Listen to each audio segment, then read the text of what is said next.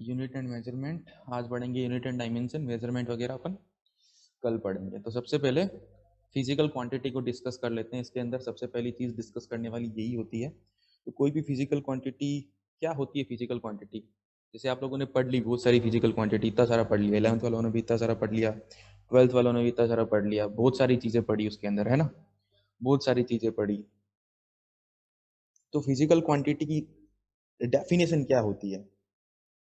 मे भी आपको पता हो, कुछ लोगों ने 11th में भी पढ़ा होगा, किसी को याद होगा, 12th वालों को पिछले साल का पढ़ा हुआ। तो फिजिकल क्वांटिटी को कैसे डिफाइन किया जाता है? फिजिकल क्वांटिटी को ऐसे डिफाइन किया जाता है कि कोई भी क्वांटिटी, ठीक है ना, अगर वो किसी इंस्ट्रूमेंट से, ठीक है, अगर उसको मेजर किया जा सके, जैसे कि सबसे अच्छा एग्जांपल ले लो आप, किसका? मास का एग्जांपल ले लो। मास को मेजर किया जा सकता है, चाहे कितना भी हो, चाहे कितना भी हो। जैसे आप आलू लेने जाते हो मार्केट के अंदर, आलू लेने जाते हो तो क्या करते हो वहां पे?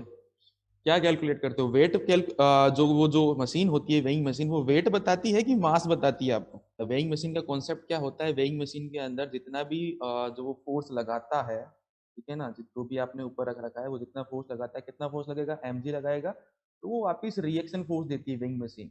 तो लेकिन जो रीडिंग आपको शो नॉर्मल। होती है, रीडिंग जो आपको शो होती है, वो नॉर्मल फोर्स की जो रीडिंग है वो शो नहीं होती है। रीडिंग आपको शो होती है जो नॉर्मल फोर्स होता है डिवाइडेड बाई जी करके। फिर यहाँ पे मान लो आपको 60 शो हो रहा है, मतलब ये क्या है? 60 केजी है। मतलब जो रीडिंग अपने को मिलती है वेइंग मशीन के अंदर, वो मास होती है। ठीक है, जैसे आपने स्केल से कुछ भी मेजर किया होगा, लेंथ मेजर की होगी स्केल से, तो वो लेंथ क्या होगी? एक तरीके से फिजिकल क्वांटिटी होगी। आपने किसी न किसी इंस्ट्रूमेंट से उसको मेजर कर लिया। ओके, और भी कौन कौन से लेंथ को मेजर करने के और कौन कौन से इंस्ट्रूमेंट है आपने किए होंगे, एक्सपेरिमेंट किए होंगे? कौन कौन से होते हैं? एक तो सिंपल स्केल हो गया हमारा, जो सभी लोग यूज करते ही हैं। एक वर्नियर कैलिपर होता है और एक स्क्रू गेज होता है।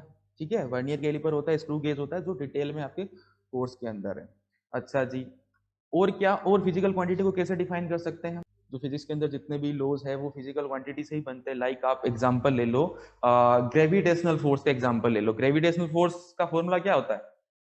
G m1 m2 divided by r square. जहाँ पे ये m क्या है? ये दो मास है। ये क्या है? एक फिजिकल क्वांटिटी है, इसको अपन मेजर कर सकते हैं इस इंस्ट्रूमेंट से। ये क्या है? रेडियस या डिस्टेंस। डिस्टेंस किन किन के बीच की? दोनों मासेस के बीच की डिस्टेंस, जो क्या है एक तरीके से लेंथ हो गई, उसको भी आप मेजर कर सकते हो। ठीक है, अब जो हमारी ये फिजिकल क्वांटिटी होती है, बेसिकली ये तीन टाइप की होती है: फंडामेंटल क्वांटिटी, डेराइव्ड क्वांटिटी और सप्लीमेंट्री क्वांटिटी। फंडामेंटल क्वांटिटी के अंदर कौन सी फिजिकल क्वांटिटी आती है, इन तीनों को डिटेल में डिस्कस करेंगे अपन। लेकिन उससे पहले यहाँ पे कुछ वर्ड लिखा है, law of physics. Law of physics, physics के लॉ। तो थोड़ा सा इसके बारे में देख लेते हैं, फिजिक्स के लॉ कैसे आते हैं, क्या आता है, थोड़ा सा इंट्रोडक्शन। तो जो फिजिक्स के अंदर जो लॉ बनते हैं, उनका नेचर क्या होता है, ठीक है ना, कैसे होते हैं? आपने पढ़े होंगे, बहुत सारे लॉज पढ़ लिए अभी आप लोगों ने, बहुत सारा पढ़ लिया। हाँ, तो कुछ लॉज जो है स्टेटमेंट की फॉर्म में आते हैं, कुछ लॉज स्टेटमेंट की फॉर्म में आते हैं, कुछ लॉज फॉर्मूले की फॉर्म में आते हैं। जैसे हमारा कुलम्स लॉ होता है, और ये जो ग्रेविटेशनल फोर्स वाला लॉ होता है, ये सारा का सारा किसके अंदर आता है? एक इक्वेशन की फॉर्म में आता है, एक इक्वेशन की फॉर्म में आता है। वैसे ही आपने अभी 11th वाले तो पढ़ रहे हैं, 12th वालों ने पढ़ा होगा हीट, हीट वाले चैप्टर में, थर्मोडाइनमिक वाले चैप्टर के अंदर सेकंड लॉ। सेकंड लॉ, उसके अंदर क्या होते हैं? उसके अंदर स्टेटमेंट होते हैं। दो स्टेटमेंट थे सेकंड लॉ के अंदर। दो स्टेटमेंट थे सेकंड लॉ के यस अंदर। सर। हाँ जी। तो जो फिजिकल लॉ है वो दो तरीके से डिफाइन किए जा सकते हैं। अब जो ये लॉ होते हैं, इनका कुछ ना कुछ प्रॉपर्टी होती है। कैसे? पहली क्या होती है कि एक लॉ को, एक फिजिकल लॉ को अपन प्रूव नहीं कर सकते, ठीक है ना। कोई भी फिजिकल लॉ बनता है, जैसे अपन ग्रेविटेशनल जो फोर्स ऑफ अट्रैक्शन वाला लॉ है उसकी बात करें, तो वहां पे कुछ लिमिटेशन होती है। क्या? कि आपने ये फॉर्मूला तो बनाया कि कोई भी दो मास है, उनके बीच में जो फोर्स लगेगा उसकी वैल्यू होगी G m1 m2 divided by r square, जहां पे m1 और m2 है दोनों मासेस की वैल्यू, और r है दोनों मासेस के बीच की डिस्टेंस। लेकिन ये जब लॉ बना, इसकी कुछ ना कुछ लिमिटेशन थी। क्या थी? कि जो दोनों मास है वो कैसे होने चाहिए? Point spherical. होने चाहिए, या फिर इनका डिस्ट्रीब्यूशन कैसा होना चाहिए? स्फेरिकल होना चाहिए। ठीक है, स्फेरिकल होना चाहिए। तो और क्या कर सकते हैं अपन, और इनोवेट कर करके इस लॉ के साथ क्या कर सकते हैं? इस लॉ को डेराइव नहीं कर सकते अपन जो बन गया, इसको क्या कर सकते हैं, इसको जहां जहां जिस एरिया में ये लग सकता है अपन उसकी रेंज बढ़ा सकते हैं। जैसे मान लो आगे कुछ और आप में से कोई आगे गया, किसी ने और मान लो स्टडी कर ली, एक्सपेरिमेंट कर लिए, उन्होंने ये जो लो है थोड़ा सा मॉडिफाई करके मान लो कोई पॉइंट बॉडी या स्फेरिकल बॉडी नहीं है, उनके लिए भी प्रूफ कर दिया, उनके लिए भी प्रूफ कर दिया। तो हुआ क्या, लो जो वो पर्टिकुलर लो बना हुआ था, ठीक है ना, पर्टिकुलर जो नियम था वो बना हुआ था, उसकी क्या बढ़ गई, रेंज बढ़ गई, वैलिडिटी की रेंज बढ़ गई, ठीक है। और ये सिंपल फॉर्म में होते हैं, एग्जिस्ट इन सिंपल फॉर्म। अभी तो आपको दिख रहे होंगे ये ऐसे ऐसे हैं, लेकिन ये एक्चुअल में सिंपल है। अगर आपको याद है, आपने मैक्सवेल डिस्ट्रीब्यूशन इक्वेशन पढ़ी होगी केटीजी के अंदर, कितनी लंबी चौड़ी इक्वेशन होती है, उसके कंपेयर में तो काफी सिंपल है, हाँ कि ना। और आपने कौन कौन से लो पढ़ रखे हैं बताइए, ट्वेल्थ वालों ने बताओ कौन कौन से लो पढ़ रखे हैं आपने। एम्पियर्स लो पढ़ा है, बायो सावर्ट लो पढ़ा है, तो ये सारे के सारे लो है, इनको अपन प्रूफ नहीं कर सकते। इसलिए अगर आप ध्यान से देखोगे तो अपन लोगों ने सीधी इनकी स्टेटमेंट लिखी थी या सीधे इनके ऑब्जर्वेशन के थ्रू फॉर्मूले लिखे थे, ठीक है। देखते रहिए, तो क्वेश्चन करेंगे आपको पता लगेगा, अपने आप पता लग जाएगी क्या आपको याद रखना है इस चैप्टर के अंदर, क्या याद नहीं रखना है। बेसिकली ज्यादा याद रखने वाली चीजें नहीं है इसके अंदर। अच्छा जी, अब अपन बात कर लेते हैं फिजिकल क्वांटिटीज के बारे में। अभी हम लोगों ने देखा था कि फिजिकल क्वांटिटी को तीन पार्ट्स में हम लोगों ने क्या कर दिया था, डिवाइड कर दिया था, फंडामेंटल, डेराइव्ड, सप्लीमेंट। तो फंडामेंटल फिजिकल क्वांटिटी क्या होती है, फंडामेंटल फिजिकल क्वांटिटी क्या होती है। अभी मैं आपके सामने दो फिजिकल क्वांटिटी का एग्जांपल लेता हूं। एक है हमारी लेंथ ले लो, और एक ले लो आप फोर्स, ठीक है ना। एक लेंथ ले लो, एक फोर्स ले लो। क्या लेंथ का कोई फॉर्मूला होता है, क्या लेंथ किसी पे डिपेंड करती है, क्या लेंथ का नो कोई फॉर्मूला होता है, लेंथ नो किसी पे डिपेंड नहीं करती, सीधा अपन उसको मेजर ही करते हैं। लेकिन जो फोर्स है, फोर्स का अगर आप फॉर्मूला देखोगे, जो स्पेशल केस है हमारा न्यूटन सेकंड लॉ का, F is equal to ma, अगर आप इसको ध्यान से देखोगे तो ये मास पे डिपेंड कर रहा है, साथ ही साथ एक्सेलरेशन पे डिपेंड कर रहा है, एक्सेलरेशन। एक्सेलरेशन पे डिपेंड कर रहा है। तो फंडामेंटल फिजिकल क्वांटिटी क्या होती है, वो क्वांटिटी जो किसी दूसरी फिजिकल क्वांटिटी पे डिपेंड ना करे। जैसे हमारा मास हो गया, लेंथ हो गया, टाइम हो गया, ये किसी दूसरे पे डिपेंड नहीं करते, इनका बेसिकली कोई फॉर्मूला नहीं होता है, ओके। और जो डेराइव्ड फिजिकल क्वांटिटी है वो किसी दूसरे पे डिपेंड करती है। जैसे वेलोसिटी ले लो, वेलोसिटी का फॉर्मूला क्या होता है, displacement over time, displacement over time. Time. तो डिस्प्लेसमेंट पे डिपेंड कर रहा है, टाइम पे डिपेंड कर रहा है, ठीक है ना, डिस्प्लेसमेंट पे डिपेंड कर रहा है, टाइम पे डिपेंड कर रहा है। तो ये हो जाती है हमारी डेराइव्ड क्वांटिटी, जो किसी दूसरी फंडामेंटल क्वांटिटी पे डिपेंडेंट हो। यानी कि अपन फंडामेंटल क्वांटिटी को यूज करके इस डेराइव्ड क्वांटिटी का फॉर्मूला बना सकते हैं, उसको डेराइव कर सकते हैं। एग्जांपल लिखे हुए आपके सामने, एरिया, वेलोसिटी, फोर्स, और फंडामेंटल क्वांटिटी कौन कौन सी होगी, मास, लेंथ और टाइम। जैसे 7 फंडामेंटल क्वांटिटी डिफाइंड है। ये तीसरा जो टाइप है वो कौन सा है, सप्लीमेंट्री फिजिकल क्वांटिटी, सप्लीमेंट। ठीक है ना। सप्लीमेंट्री फिजिकल क्वांटिटी के अंदर दो क्वांटिटीज को रखा गया है, एक होता है आपका प्लेन एंगल और एक होता है आपका सॉलिड एंगल।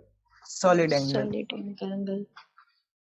सभी को पता है मेरे हिसाब से प्लेन एंगल और सॉलिड एंगल क्या होता है, ट्वेल्थ वालों ने इलेक्ट्रोस्टैटिक वाले चैप्टर में अच्छे से पढ़ रखा है ना।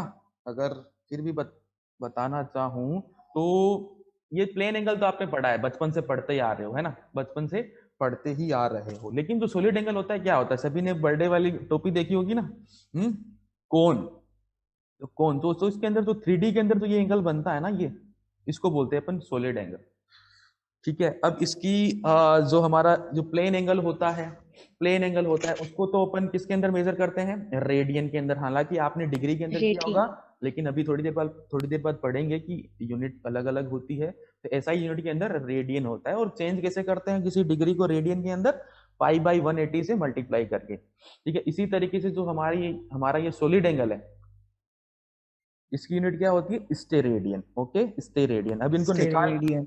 इनको निकाल कैसे सकते हैं, जैसे प्लेन एंगल निकालना है, तो अगर आपको आर्क की लेंथ पता है, रेडियस पता है, तो आप आर्क बाई रेडियस करके प्लेन एंगल निकाल सकते हो। इसी तरीके से इसके अंदर अगर आपको सरफेस एरिया पता है और रेडियस पता है, तो आप surface area divided by radius का स्क्वायर करके सॉलिड एंगल भी निकाल सकते हो। तो ये बेसिक बेसिक सी बातें।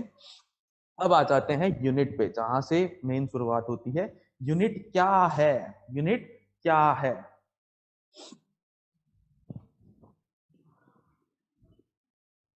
जैसे हम लोगों ने सब्जी लेना जाते हैं बाजार के अंदर, ठीक है ना।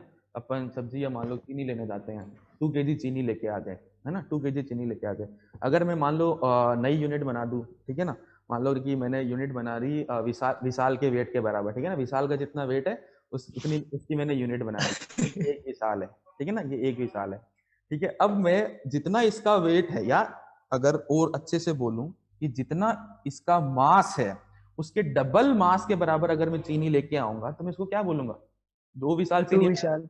2 विशाल चीनी लाया मैं, हाँ या ना, 2 विशाल चीनी लाया। इसी तरीके से कुछ जो यूनिट्स है, ठीक है ना, स्टैंडर्ड यूनिट्स, वो इंटरनेशनली एक्सेप्ट की गई है कि ये मास को आप इस तरीके से मेजर कर सकते हो, इस यूनिट के अंदर मेजर कर सकते हो। जैसे आपको बता दिया ये लेंथ पकड़ के ले जाओ, ये 1 मीटर है। अब अगर कोई लेंथ इसकी डबल होगी, ठीक है ना, कहीं आपने दूसरी लेंथ ले ली, वो इसके डबल हो रही है, तो उसको क्या बोलो? 2 मीटर बोलो, ठीक है ना। अगर कोई इसके 3 के बराबर हो रही है तो उसको बोलो 3 मीटर बोलो, ठीक है। इस तरीके से यूनिट बनती गई, यूनिट बनती गई, मतलब एक स्मॉल यूनिट जिसको बार बार रिपीट करने से हमारा जो है, जो मेजरमेंट है उसकी वैल्यू आ रही है। तो छोटी छोटी यूनिट अलग अलग सिस्टम में एक्सेप्ट की गई है, अलग अलग सिस्टम में एक्सेप्ट की गई है। अब जो फंडामेंटल हमारी क्वांटिटीज होती है, फंडामेंटल क्वांटिटीज होती है, उनकी यूनिट को अपन बोलते हैं फंडामेंटल यूनिट या फिर बेस यूनिट। जैसे कि फंडामेंटल क्वांटिटी अभी हम लोगों ने 3 देखी, 3 फंडामेंटल क्वांटिटी देखी, क्या क्या देखी? मास, लेंथ मास, लेंथ, टाइम। और टाइम, टाइम। ठीक है। तो ये तीनों टाइम। तो फंडामेंटल क्वांटिटीज है। अब मास की जो यूनिट होगी, मास की जो यूनिट होगी, क्या होती है मास की यूनिट? हालांकि अभी अपने को पता है क्या होती है, किलोग्राम होती है, ग्राम होती है, केजी। हाँ, पाउंड होती है, ठीक है, किलोग्राम, ग्राम, पाउंड। इसी तरीके से लेंथ की क्या होती है? Metre, centimetre, foot. तो ये सारी की सारी यूनिट किसकी है? ये यूनिट कौन सी क्वांटिटी की है? ये सारी की सारी यूनिट आपकी फंडामेंटल या फिर बेस क्वांटिटीज की है, जो किसी पे डिपेंड नहीं करती। तो इस यूनिट को भी अपन बोलते हैं फंडामेंटल और बेस यूनिट, ठीक है। और डेराइव्ड क्वांटिटी की क्या हो जाएगी? डेराइव्ड यूनिट हो जाएगी, ठीक है। अब एक पर्टिकुलर सिस्टम बन जाता है जिसके अंदर अपन सारी यूनिट को डिफाइन कर देते हैं। मतलब जितने भी हमारे फिजिकल क्वांटिटी है, जितने भी फिजिकल क्वांटिटी है, उन सबको हम लोगों ने क्या कर दिया? एक जगह उनकी जो यूनिट है वो लिख के रख दिया। तो वो क्या बन गया हमारा? वो क्या बन गया? सिस्टम ऑफ यूनिट बन गया, सिस्टम। सिस्टम ऑफ यूनिट बन गया, ठीक है। अब हर जगह जो सिस्टम चलता है वो आपको पता ही है कौन सा चलता है, ऐसा ही सिस्टम चलता है। लेकिन जो सिस्टम मेजरली अपन स्टडी करते हैं इस चैप्टर के अंदर, वो सारे के सारे 3 टाइप के हैं, ठीक है ना। 3 टाइप के सिस्टम है। कौन कौन से? एक है आपका सीजीएस, एसआई, CGS एफटीएस। और एक है SI, ठीक है ना। जो MKS था बाद में SI आया, दोनों मिल रहे थे आपस में, तो इनको एक कर दिया, अभी SI चलता है, ठीक है, सभी जगह। तो है क्या क्या ये, आखिर है क्या क्या ये CGS, FTS, ये जो SI इसके अंदर नाम रखा हुआ है MKS, ये ऐसे नाम क्यों रखे गए? बेसिकली ये जो नाम रखे गए हैं ना, ये जो भी यूनिट थी, किसकी यूनिट? हम लोगों ने 3 क्वांटिटी अभी पढ़ी, कौन कौन सी? लेंथ, मास और टाइम। लेंथ, मास और टाइम। तो जो इनकी यूनिट के नाम थे, जो यूनिट के नाम थे इन्हीं 3 यूनिट के, उनके पहले पहले लेटर को उठा लिया और आपस में कंबाइन कर दिया, वही उस सिस्टम का नाम रख दिया गया, ठीक है, वही उस सिस्टम का नाम रख दिया गया। जैसे कि मैं बात करूं CGS यूनिट के अंदर, CGS यूनिट के अंदर लेंथ को मेजर किया जाता है सेंटीमीटर के अंदर, ठीक है ना, मास को लिखा जाता है ग्राम के अंदर और टाइम को लिखा जाता है सेकंड के अंदर। मान लो कि अगर पूरे वर्ल्ड के अंदर CGS सिस्टम एक्सेप्ट किया जाता, तो अभी मान लो आपका कुछ भी वेट है, जिसको आप वेट बोलते हो लेकिन वो गलत बोलते हो, मास होता है एक्चुअल में। मान लो किसी भी बंदे का मास कितना है? 50 kg है, अभी वो 50 kg बोलता है, क्यों? क्योंकि अभी हम लोगों ने SI सिस्टम एक्सेप्ट कर रखा है। मान लो कि CGS सिस्टम एक्सेप्ट होता दुनिया के अंदर, पूरी दुनिया के अंदर, फिर क्या बोलते? फिर क्या बोलते कि हमारा 50 वेट या ग्राम। मास कितना होता है? 50 ग्राम नहीं, 50,000 ग्राम, ठीक है ना, 50,000 ग्राम। 50,000 ग्राम, ठीक है ना। मेरा मास ये है, हम लोकल लैंग्वेज उसको वेट बोलते हैं, लेकिन वेट की यूनिट ध्यान में रखना, वेट की यूनिट होती है न्यूटन, ठीक है। अब जो वेट होता है उसके अंदर जब जी का डिवाइड मारते हैं तब हमारे पास मास आता है। जो 50 kg आपके सामने आता है वो मास आता है, लेकिन आप उसको वेट बोल देते हो। अगर अपन फिजिक्स के हिसाब से देखें तो वो गलत है, ओके। लेकिन मान लो कि CGS एक्सेप्ट होता, CGS एक्सेप्ट होता पूरी दुनिया के अंदर, तो अपन बोलते हैं कि 50,000 ग्राम है वेट, ठीक है। इसी तरीके से और सीजीएस यूनिट के अंदर फोर्स की यूनिट क्या होती है, डाइन होती है। वर्क एनर्जी की यूनिट क्या होती है, अर्ग होती है। ओके, पावर की यूनिट क्या होती है, अर्ग पर सेकंड होती है। इसी तरीके से मैं एमकेएस के अंदर बात करूं, जिसको अपन एसआई सिस्टम भी बोलते हैं। एमकेएस के अंदर लेंथ को मीटर के अंदर मेजर किया जाता है, मास को केजी के अंदर मेजर किया जाता है, और टाइम को सेकंड के अंदर।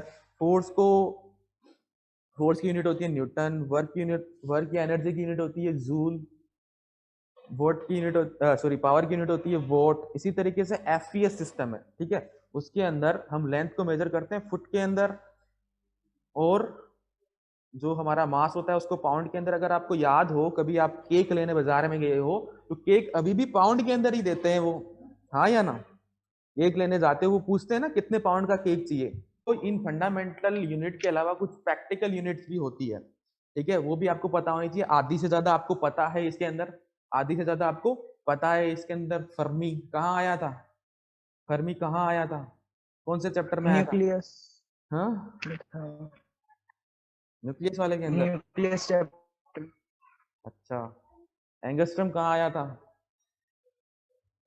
एंगस्ट्रम कहाँ आया था, नैनोमीटर कहाँ आया था? ये सब एटम में। ये सब एटम एटम में में आते हैं, और हमारी और वेवलेंथ के लिए। लाइट वाले चैप्टर के अंदर भी आते हैं, ठीक है। ओके, एक माइक्रोन के अंदर कितना होता है, 10⁻⁻6 मीटर होता है। और काफी आपकी ये साइंटिफिक यूनिट भी है इसके अंदर, एस्ट्रोनॉमिकल यूनिट, ठीक है, पारसेक, ठीक है, और लूनार मंथ, सोलर डे। तो आपको इसके अंदर बेसिकली ये जो इतनी चीजें काम में आने वाली है ये याद होनी चाहिए, और ये स्पेशल तरीके से इनको याद करने की कोई जरूरत भी नहीं है। जैसे जैसे चैप्टर आता है याद होती जाती है, और इनके अंदर कन्वर्जन एग्जाम के अंदर नहीं आते, लेकिन पता होना चाहिए। अगर आप कॉम्पिटिटिव एग्जाम देने जा रहे हो तो इतना ज्यादा जरूरी नहीं है, क्योंकि जब आप देने जाओगे एग्जाम के अंदर बैठोगे, तो उस टाइम पे आप पढ़ चुके होते हैं उन सारे रिलेशन को धीरे धीरे अलग अलग चैप्टर में। लेकिन 11th के अंदर जैसे अपन आते हैं, उस टाइम पे याद करनी जरूरी हो जाती है, क्योंकि थोड़े दिनों बाद टेस्ट होने वाला होता है, तब इसको रट्टा मारना पड़ता है, ठीक है। चलो, अब बात करते हैं एसआई प्रीफिक्स की। प्रीफिक्स क्या होता है, जो नाम के आगे लगता है ना, जो नाम के आगे लगता है। सभी को पता ही होंगे, सभी यूज कर चुके होंगे अभी तक, है ना, नैनो, ठीक है, मिली, सेंटी, सब लोग। तो देखो अपन लिखते हैं 1 सेंटीमीटर, है ना, 1 सेंटीमीटर लिखते हैं। तो यहाँ पे ये जो आगे सी लगा, इसका मतलब क्या होता है, 10⁻²। कहाँ मिलेगा, ये देखिए, 10⁻²। सेंटीमीटर बोलते हैं, सेंटी न्यूटन बोलते हैं, है ना, centimetre, centi newton, micrometre, nanometre. तो वहां पे ये मतलब क्या होता है इनका, सेंटी का, नैनो का, ये एक तरीके से प्रीफिक्स होते हैं, एक तरीके से प्रीफिक्स होते हैं जो कुछ वैल्यू को बता रहे होते हैं, जो कुछ वैल्यू को बता रहे होते हैं। जैसे सेंटी लगा है किसी यूनिट के आगे, जैसे हमारी यूनिट है मीटर, इसके आगे मैंने लगा दिया सेंटी, क्या बन गया, सेंटीमीटर। ये क्या बता रहा है, ये क्या बता रहा है, ये बता रहा है 10⁻²। मीटर, जहां पे जो सेंटी है ना, ये किसी न किसी वैल्यू को बता रहा है। ओके, इसी तरीके से नैनोमीटर, नैनोमीटर क्या बता रहा होगा, 10 की पावर, नैनोमीटर के अंदर नैनो क्या शो कर रहा होगा, 10⁻⁹ को, ठीक है। इसी तरीके से बहुत सारे, जैसे देखो किलो, आप बोलते हो किलोग्राम, आप बोलते हो किलोग्राम, तो वहां पे वो किलो क्या शो कर रहा है, किलो क्या शो कर रहा है, 1000 को शो कर रहा है। किसको, 1000 को शो कर रहा है। आपने देखा होगा कुछ लोग पहले ऐसे लिखते थे ना, 220 है तो इसको 2K ऐसे लिखते हैं, ऐसे देखा है, 2K19। यहाँ पे जो के है ये क्या शो कर रहा है, 1000 को शो कर रहा है। किसको, 1000 को, क्योंकि के का मतलब क्या होता है, 10⁻3। तो ये क्या बना, 2K को पढ़ेंगे 2009। ओके, तो इसके अंदर सेंटी आपका काम आने वाला है, ये काम आने वाला है। ये देखो माइक्रो, कहीं कहीं आपको ऐसा लिखा मिलेगा, उसका मतलब क्या होता है, माइक्रो, माइक्रो का मतलब 10⁻⁻6। ये ज्यादातर अपन कहाँ देखते हैं, ज्यादातर कहाँ देखते हैं, करंट वाले चैप्टर के अंदर देखते हैं ना, 3 माइक्रो एम्पियर। इसका मतलब क्या होता है, 3 × 10⁻⁶ एम्पियर, ठीक है। ये छोटी छोटी सी बातें हैं। नैनो का मतलब 10⁻⁹। ये आपके ज्यादातर यूज में आने वाले, ये और ये भी यूज में आने वाला है। बाकी तो ये तो आता ही है, ये आता है एक, ये बहुत रेयर चांस है कि ये यूज में आ जाए, ये आपके यूज में आने वाले हैं। तो ये चीजें आपको पता होनी चाहिए जो मैंने टिक मार्क की हैं। ओके, ये होता है आपके एसआई प्रीफिक्स, इनको बोला जाता है प्रीफिक्स, सेंटी, मिली, माइक्रो वगैरह को। अच्छा जी, अब आ जाता है अपन डायमेंशन पे। यूनिट वाला कवर हो गया, यूनिट के बारे में इतनी सी चीज पता होनी चाहिए। डायमेंशन क्या होती है, डायमेंशन क्या होती है, अभी हम लोगों ने थोड़ी देर पहले पढ़ी कि क्वांटिटी जो होती है वो बेसिकली तीन टाइप की होती है, जिसके अंदर पहली दो होती है फंडामेंटल क्वांटिटी और दूसरी होती है डिराइव्ड क्वांटिटी। और डिराइव्ड क्वांटिटी में हम लोगों ने पढ़ा था कि जो डिराइव्ड क्वांटिटी है ये फंडामेंटल क्वांटिटी से बनाई जा सकती है, ये फंडामेंटल क्वांटिटी से बनाई जा सकती है। अब वो कैसे बनाई जा सकती है, मतलब कौन सी फंडामेंटल क्वांटिटी को कितनी बार लेना पड़ेगा, ठीक है, दूसरी फंडामेंटल क्वांटिटी को उसको कितनी बार लेना पड़ेगा, ये सारी चीजें अपने को कौन बताता है। कि एक पर्टिकुलर डेराइव्ड क्वांटिटी है मेरे पास, एक पर्टिकुलर डेराइव्ड क्वांटिटी है, इस क्वांटिटी को डेराइव करने के लिए मान लो कि फोर्स है, इस फोर्स को बनाने के लिए मेरे को कौन कौन सी फंडामेंटल क्वांटिटी चाहिएगी और कितनी कितनी चाहिएगी, मतलब उसकी कौन सी पावर चाहिएगी, ये कौन बताता है, ये अपने को बताती है डायमेंशन, ये अपने को बताती है डायमेंशन। जैसे मैं एग्जांपल की बात करूं, डेंसिटी के एग्जांपल आपके सामने है। डेंसिटी का फॉर्मूला सबको पता है, डेंसिटी का फॉर्मूला क्या होता है, मास ओवर वॉल्यूम, ठीक है, मास ओवर वॉल्यूम।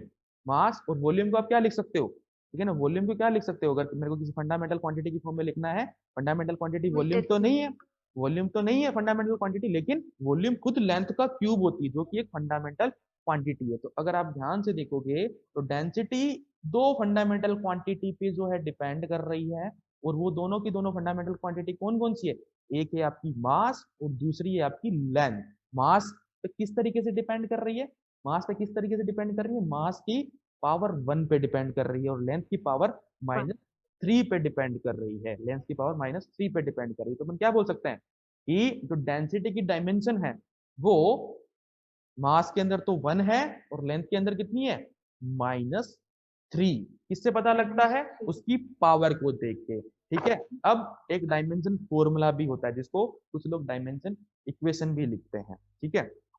अच्छा जी, उससे पहले अगर इसके अंदर पूछ ले कि बाकी फंडामेंटल क्वांटिटी पे कैसे डिपेंड कर रहा है, या बाकी फंडामेंटल क्वांटिटी की डायमेंशन कितनी है डेंसिटी के अंदर, बाकी फंडामेंटल क्वांटिटी पे डिपेंड ही नहीं कर रहा, तो उनकी डायमेंशन कितनी हो जाएगी, जीरो हो जाएगी। जिन जिन फंडामेंटल क्वांटिटी पे हमारी डिराइव्ड क्वांटिटी डिपेंड करेगी और वो किस पावर पे डिपेंड करेगी, वो उसकी डायमेंशन हो जाएगी। मास की डायमेंशन 1, लेंथ की डायमेंशन -3 और डेंसिटी, अपन मास को m लिख देते हैं, लेंथ को l लिख देते हैं, t को सॉरी टाइम को टी लिख देते हैं। जैसे यहाँ पे आपने लिखा ना मास लेंथ, ऐसे बार बार परेशान हो जाएंगे क्योंकि अब जब 11th क्लास के अंदर होते हो आप तो बहुत सारी फंडामेंटल क्वांटिटीज लिखनी पड़ती है ना।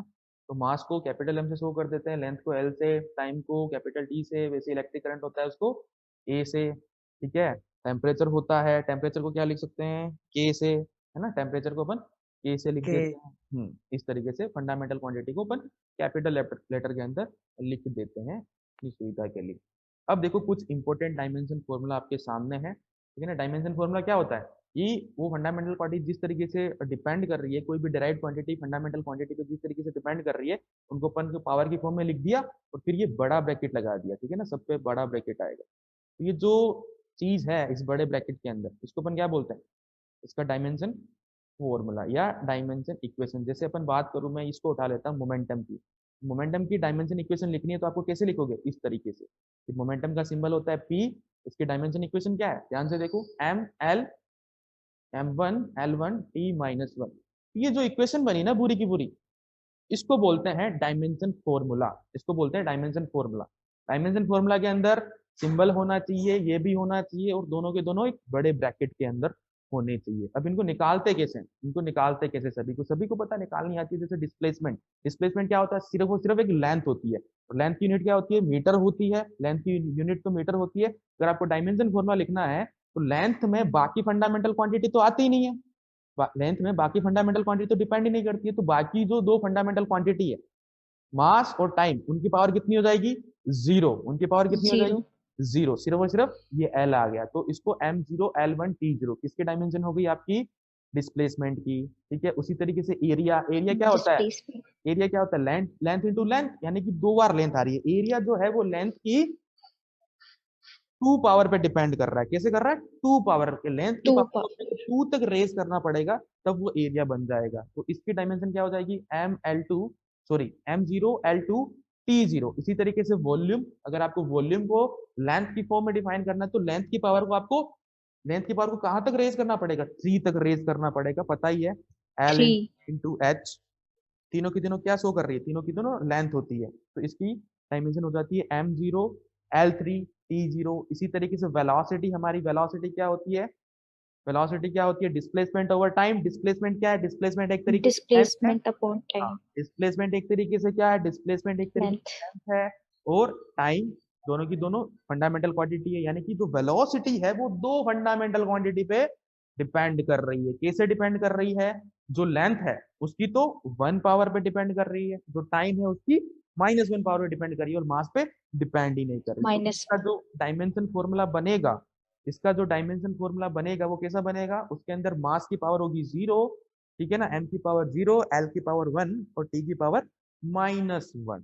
ठीक है, इसी तरीके से मोमेंटम का आप डायमेंशन निकाल सकते हो। तो डायमेंशन निकालने के लिए आपको क्या चाहिए, आपको सिर्फ और सिर्फ एक फॉर्मूला चाहिए डायमेंशन निकालने के लिए, जिस फॉर्मूले के अंदर आपको जिसकी डायमेंशन निकालनी है उसको छोड़ के बाकी की डायमेंशन पता हो, आप किसी भी फिजिकल क्वांटिटी की डायमेंशन निकाल दोगे। यहाँ पे जितनी भी लिखी गई है ये सारे की सारी डायमेंशन आपको याद होनी चाहिए। ये डायमेंशन अपन लोग एग्जाम के अंदर निकालने नहीं बैठ सकते, निकाल सकते हैं, जरूर निकाल सकते हैं, लेकिन टाइम जाएगा। ये याद होनी चाहिए, इतनी याद कर सकते हो बड़ी आसानी से। ओके, ये डायमेंशन याद होनी चाहिए, एक दो बार प्रैक्टिस करोगे आ जाएगी, सीधी याद होनी चाहिए। वहां पे अपन निकालने नहीं बैठ सकते, चाहे वो फोर्स ही क्यों ना हो, उसकी डायमेंशन आपको फॉर्मूला पता है एम ए, ठीक है ना, एम ए का फॉर्मूला भी पता है आपको v/t, फिर v का फॉर्मूला भी पता है s/t, ठीक है, आ गया फंडामेंटल। वहां निकालने बैठेंगे दिक्कत हो जाएगी, तो ये आपको याद रहनी चाहिए, जितनी भी यहाँ पे है ये सारी की सारी याद रहनी चाहिए। ओके, इसके अलावा दो और डायमेंशन आपको याद रहनी चाहिए, आगे पेपर को एनालाइज करोगे तो पता लग जाएगा वो दो कौन कौन है। एक है आपका एप्सिलॉन नॉट और एक है म्यू नॉट। बहुत क्वेश्चन आते हैं इन पे, अगर जो बच्चा वहां पे इनकी डायमेंशन निकालने बैठ जाता है वो फंस जाता है। तो इनकी अपन निकाल लेते हैं, लेकिन आप लोग याद कर लेना याद से। एप्सिलॉन नॉट की मान लो मेरे को निकालनी है, कैसे निकालेंगे, साथ ही साथ ये चीज और याद रखना, आप लोग 12th वालों को पता होगा E/B कितना होता है, E/B कितना होता है, C। ये फॉर्मूला पता है, अभी हम लोगों ने पढ़ा था थोड़े दिन पहले। यहाँ पे E क्या है, इलेक्ट्रिक फील्ड। Yes sir. यहाँ पे E क्या है, इलेक्ट्रिक फील्ड, और B क्या है, मैग्नेटिक फील्ड, और C है आपकी स्पीड ऑफ लाइट। ठीक है, speed of light. Speed of light, एक ये फॉर्मूला पता होना चाहिए। साथ ही साथ C का एक फॉर्मूला ये और होता है 1/√μ0 एप्सिलॉन, ये याद रख लेना, ठीक है ना। इसलिए याद रखने को बोल रहा हूँ, क्वेश्चन फटाफट होंगे, बाकी आपकी मर्जी, आप चाहो तो वहां निकाल भी सकते हो, मैं निकाल के बता दूंगा अभी। ये याद रखोगे तो आसानी होगी, ठीक है। मान लो मेरे को एप्सिलॉन नोट की डायमेंशन निकालनी है, वो मैं आपको निकाल के बता देता हूँ। कैसे निकालेंगे बताओ, मेरे को कोई एक फॉर्मूला पता होना चाहिए एप्सिलॉन नोट की डायमेंशन निकालने के लिए। मेरे को कोई एक फॉर्मूला पता होना चाहिए एप्सिलॉन नोट की डायमेंशन निकालने के लिए, कोई एक फॉर्मूला बता दो मेरे को। कूलम्ब्स लॉ वाला यूज कर लूं, क्या होता है, F is equals to 1/4 pi epsilon naught 4 pi Q1 Q2 divided by R Q1 Q2 by Q1 Q2 divided R by square। R, ठीक है ना। F की मेरे को पता है, ठीक है ना, आप याद कर लोगे, पता नहीं है तो। R डिस्टेंस है पता है, ठीक है ना, लेंथ है पता है, उसकी डायमेंशन भी आपको। Q1 और Q2 की क्या होती है, Q1 और Q2 की डायमेंशन क्या होती है। I पता है आपको, I क्या होता है, करंट।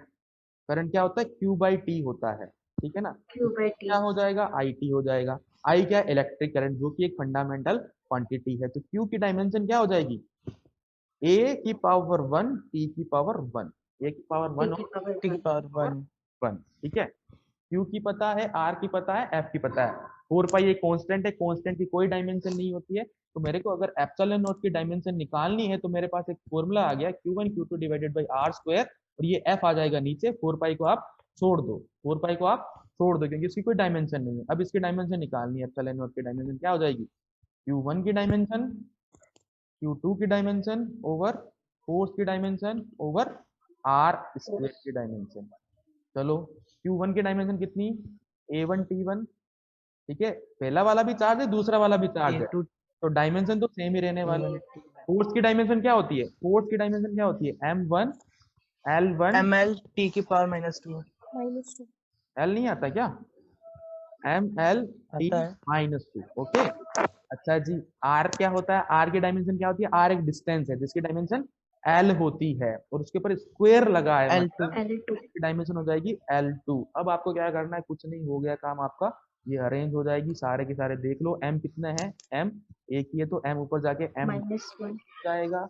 ओके, L कितने हैं इसके अंदर, L 3 है लेकिन वो नीचे है -3 तो L माइनस -3 बन गया। T देखो, T कितना बनेगा, 4 बनेगा। T -2 नीचे है तो 2 ऊपर है, ये -2 ऊपर जाएगा तो प्लस का बन जाएगा, तो T की पावर 4 बन जाएगी। A कितने हैं हमारे पास, A है 2, 2 ये बन गया इसका डायमेंशनल फॉर्मूला। तो ये हमने क्या लिखी है, इसकी डायमेंशनल इक्वेशन लिख दी। ओके, किसकी, एप्सिलॉन नॉट की। एप्सिलॉन नॉट क्या होता है, एप्सिलॉन नॉट क्या होता है, permittivity of vacuum, electrical permittivity permittivity of vacuum. Okay, चलियो, अब मान लो मेरे को म्यू नोट फाइंड आउट करना है, म्यू नोट की डायमेंशन फाइंड आउट करनी है, तो एक फॉर्मूला तो आपके सामने है, इसको आपको याद रखना है, इसको याद कर लेना, ठीक है ना। क्वेश्चन फास्ट होंगे, याद कर लेना, बहुत क्वेश्चन आते हैं, अभी आपको दिख भी जाएंगे जब अपन डिस्कस करेंगे। ये चीज याद रहनी चाहिए, ऐसा मत सोचना कि निकाल लेंगे, निकालने को निकाल सकते हो, ठीक है ना, थोड़ा सा टाइम लग जाएगा आपको। ओके, अब मेरे को अगर ये चाहिए, म्यू नोट की डायमेंशन चाहिए, तो मेरे को या तो बी का फॉर्मूला पता होना चाहिए म्यू नोट के टर्म में, नहीं तो अगर मेरे को ये फॉर्मूला पता है ना, तो मेरे को एप्सिलॉन नोट याद है तो फटाक से निकाल दूंगा इसकी, है ना। अगर मेरे को एप्सिलॉन नोट की डायमेंशन पता है तो म्यू नोट की निकाल दूंगा, क्योंकि जो सी की डायमेंशन है वो क्या होने वाली है, जो स्पीड की डायमेंशन होने वाली है वही सी की डायमेंशन होगी। तो अगर मेरे, मीटर पर हाँ, म्यू नोट क्या होती है, म्यू नोट होती है परमिएबिलिटी, परमिएबिलिटी ऑफ वैक्यूम। ठीक है, 12th वालों ने पढ़ लिया, 11th वाले पढ़ लेंगे आगे। परमिटिविटी तो एप्सिलॉन नॉट होती है। परमिएबिलिटी, ठीक है ना, एक टर्म होती है परमिटिविटी, एक होती है परमिएबिलिटी, ठीक है, वो होती है परमिएबिलिटी। अच्छा जी, मेरे पास ये फॉर्मूला है, C is equal to 1/√μ0 epsilon naught. अगर मैं इसका स्क्वायर कर दूं, ये ऐसा बन जाएगा। मेरे को निकालना है म्यू नॉट, मेरे पास आ गया फॉर्मूला। मेरे को कोई एक फॉर्मूला चाहिए जिसके अंदर बाकी जो भी और क्वांटिटीज आ रही है उसकी डायमेंशन मेरे को पता हो, तो मैं अननोन की डायमेंशन निकाल लूंगा। अब देखो ये फॉर्मूला, इसके अंदर एप्सिलॉन नॉट आपके सामने पड़ा है, सी पता है, तो अगर मेरे को म्यू की डायमेंशन निकालनी है वो कितनी हो जाएगी, 1। सी की डायमेंशन कितनी होती है, सी की डायमेंशन, सी क्या होता है, स्पीड, स्पीड क्या होती है, स्पीड क्या होती है, डिस्टेंस ओवर टाइम, यानी कि m मीटर पर second L1 T L minus minus L1 T minus 1, 3 - 1 ये बन जाएगी L1 T माइनस 1। चाहो तो M0 लिख सकते हो, लेकिन लिखने की कोई जरूरत नहीं है, M नहीं है तो। अच्छा, इसका स्क्वायर हो गया, ठीक है। एप्सिलॉन नॉट, एप्सिलॉन नॉट आपके सामने है कितना, M-1 L-3 T की 4 A2, ठीक है। अब ये इसके अंदर डाल दोगे तो 2 बन जाएगा, ये -2 बन जाएगा, इस 2 को आप हटा सकते हो, इस 2 को हटा दिया मैंने। अब देख लो म्यू नॉट की डायमेंशन क्या आएगी, म्यू नॉट की डायमेंशन क्या आएगी, देखो M ऊपर जाएगा तो M एक ही है, M ऊपर जाएगा तो क्या बन जाएगा, M1 बन जाएगा, ठीक है। 1 अच्छा जी, अब अगला L देखो, L कितना है नीचे, L2 इधर रहा और -3 इधर रहा, 5 L नीचे L-1 है, ठीक है ना, 5 कहाँ हुआ, L1 नीचे L-1 है तो ऊपर L1 जाके इधर L प्लस हो जाएगा, ठीक है। T देखो, अब T नीचे कितना है, +1 नीचे T हो गया -2 + 4 प्लस का 2, तो ऊपर जाके कितना हो जाएगा, E की पावर -2 हो जाएगा, माइनस ठीक है। और A तो है ही नहीं, तो A जाके हो जाएगा A-2, ये आपने म्यू की निकाल ली। तो एक याद रख लेना, अगर दोनों याद रख सकते हो तो बेटर है, दोनों याद रख सकते हो तो बेटर है, एक याद रख लेना, ठीक है ना, फिर ये फॉर्मूला याद रख लेना, दूसरी आप निकाल लोगे, दूसरे निकाल लोगे, ठीक है। इसको यहाँ से निकालने बैठोगे तो थोड़ा सा टाइम लग जाएगा, एक याद होनी चाहिए दोनों में से, और दोनों जिसको याद है बहुत ही बढ़िया बात है, बहुत टाइम बचेगा। तो ये भी उस टेबल के अंदर ऐड कर लेना, नहीं तो इस पीपीटी के अंदर पड़ी है, पीपीटी आपको मिल जाएगी, इसी से आप याद कर सकते हो, ठीक है। अब आगे चलते हैं, यूज आएंगे, डायमेंशन के क्या यूज होते हैं, क्या एप्लीकेशन होते हैं। उससे पहले एक प्रिंसिपल होता है डायमेंशन का, वो पता होना चाहिए आपको, principle of homogeneity. Principle of homogeneity क्या कहता है, कोई भी आपने इक्वेशन लिख रखी है, ठीक है ना, कोई भी आपने इक्वेशन या फिजिकल एक्सप्रेशन लिख रखा है, तो उस फिजिकल एक्सप्रेशन में जहां जहां ये निशान आए, plus minus equals to greater than less than, ये निशान आए, ठीक है ना, ये सिंबल आए, तो जो भी इन सिंबल के बीच की, दो सिंबल के बीच की जो हमारी फिजिकल क्वांटिटी होगी, उनकी डायमेंशन क्या रहेगी, सेम रहेगी। जैसे ये आपको एग्जांपल दिया गया, या मैं फिर दूसरा एग्जांपल ले लेता हूँ। हमारी फर्स्ट इक्वेशन ऑफ मोशन होती है v is equal to u plus a t. तो इसके अंदर दो सिंबल आए ये वाले, इसका मतलब क्या है, प्रिंसिपल ऑफ होमोजेनिटी क्या कहता है, प्रिंसिपल ऑफ होमोजेनिटी ये कहता है कि इसकी डायमेंशन और इसकी डायमेंशन क्या रहेगी, सेम रहेगी। इक्वल। इसकी डायमेंशन सेम रहेगी, और इसके अंदर s की डायमेंशन किसके बराबर होगी, ut के कंबाइंड जो डायमेंशन आएगी उसके बराबर होगी, या फिर हाफ एटी स्क्वायर की जो कंबाइंड डायरेक्शन आएगी, सॉरी कंबाइंड डायमेंशन आएगी, उसके बराबर होगी। क्योंकि ये कहता है हमारा प्रिंसिपल ऑफ होमोजिनिटी। ठीक है, और कौन सी इक्वेशन होती है, एक ये भी तो इक्वेशन होती है, v square is equal to u square plus 2as, यानी कि ये ये और ये चेक भी कर सकते हो, करना चाहोगे चेक कर लीजिए। मैं पहला चेक करा देता हूँ। वी क्या है, स्पीड, यू क्या होता है, यू भी स्पीड होता है, लेकिन ये फाइनल स्पीड होती है और ये इनिशियल स्पीड होती है। ए क्या होता है, एक्सेलरेशन, टी क्या होता है, टाइम, टी क्या होता है, टाइम। तो वेलोसिटी या फिर स्पीड की डायमेंशन क्या होती है, m0 l1 t-1। t-1 okay, ये भी क्या है, वेलोसिटी है, इनिशियल है, लेकिन डायमेंशन थोड़ी चेंज l1 होगी। t-1 अच्छा जी, यहाँ पे एक्सेलरेशन, एक्सेलरेशन की क्या dimension, l1 t-2 m0 l1 t-2, ठीक है ना। और यहाँ पे अगर आप t है तो t का मल्टीप्लाई कर दो, ध्यान से देखो कि ये वही बन जाएगा, m0 l1 t-1, यानी कि प्लस के इधर साइड इक्वल्स टू के इधर साइड जो भी क्वांटिटीज होगी किसी भी फिजिकल एक्सप्रेशन में, उन सब की डायमेंशन क्या होगी, बराबर होगी, ठीक है ना, सेम होगी। क्योंकि ये कहता है हमारा प्रिंसिपल ऑफ होमोजेनिटी। अब आ जाते हैं यूज ऑफ डायमेंशन के, यहाँ से क्वेश्चन आने शुरू होंगे आपसे, तो अगर तक किसी की नींद नहीं खुली हो तो खोल लेना, यहाँ से हमारे क्वेश्चन आने शुरू हो जाएंगे। यूज ऑफ डायमेंशन, डायमेंशन का यूज कहाँ कहाँ होता है, तो सबसे पहला डायमेंशन का यूज होता है conversion of unit from one system to another system. अभी तक हम लोगों ने तीन सिस्टम पढ़े, कौन कौन से, सीजीएस, एमकेएस और CGS एफपीएस, ठीक है ना। PS हाँ, सीजीएस, एमकेएस जिसका नाम एसआई भी है, और एफपीएस, ठीक है ना। तो जरूरी नहीं है, ध्यान रखना, जरूरी नहीं है कि क्वेश्चन आपसे इन्हीं तीन के बीच में कन्वर्जन कराए, वो एक नया सिस्टम बना के दे सकता है, जिसके अंदर वो बोल सकता है कि एक मास की यूनिट एक विशाल के बराबर है, ठीक है ना, एक लेंथ की यूनिट एक लवली के बराबर है, कुछ भी बना के दे सकता है, ठीक है ना। तो आपको हमेशा तैयार रहना पड़ेगा कि क्या क्या होगा, कैसे कैसे होगा। तो एक यूनिट का, ठीक है ना, यूनिट का आपको कन्वर्जन करना है एक सिस्टम से दूसरे सिस्टम का। अच्छा मेरे को एक बात बताओ, दो अलग अलग सिस्टम है, ठीक है, दो अलग अलग सिस्टम है। मान लो कि ये 10 मीटर की मेरे पास रोड पड़ी है, क्या है, 10 मीटर की रोड पड़ी है, ठीक है। दो आदमी आते हैं, एक सीजीएस सिस्टम वाला और एक हमारा एसआई सिस्टम वाला। सीजीएस सिस्टम वाला आएगा, उसके पास जो मान लो कि लेंथ को मेजर करने वाला स्केल होगा, उसके अंदर रीडिंग किसके अंदर होगी, सेंटीमीटर के अंदर होगी। और जो एसआई वाला आएगा उसके अंदर जो भी मेजरमेंट का उसका जो इंस्ट्रूमेंट होगा, उसके अंदर रीडिंग किसके अंदर होगी, बताओ, मीटर के अंदर होगी, ऑब्वियस सी बात है। मीटर ये अपने को पता है 10 मीटर है, ये अपने को पता है 10 मीटर है। तो यहाँ से जो सेंटीमीटर वाला होगा, जो सेंटीमीटर वाला आया है, वो क्या करेगा, इसको मेजर करेगा। तो बताओ उसके पास जो भी इंस्ट्रूमेंट है, उसकी रीडिंग कितनी आएगी, कहाँ तक जाएगा, अगर ये 10 मीटर की है तो, ठीक है ना, 10 सेंटीमीटर 100 सेंटीमीटर, कहाँ तक जाएगी, 100 या 1000, 1000 1000 सेंटीमीटर, ठीक है ना। वो 1000 क्या लिखेगा, जो सीजीएस वाला आदमी है वो क्या लिखेगा कि भाई साहब आपकी रीडिंग है 1000 सेंटीमीटर, ठीक है ना, उसने ये लिख दिया, ओके।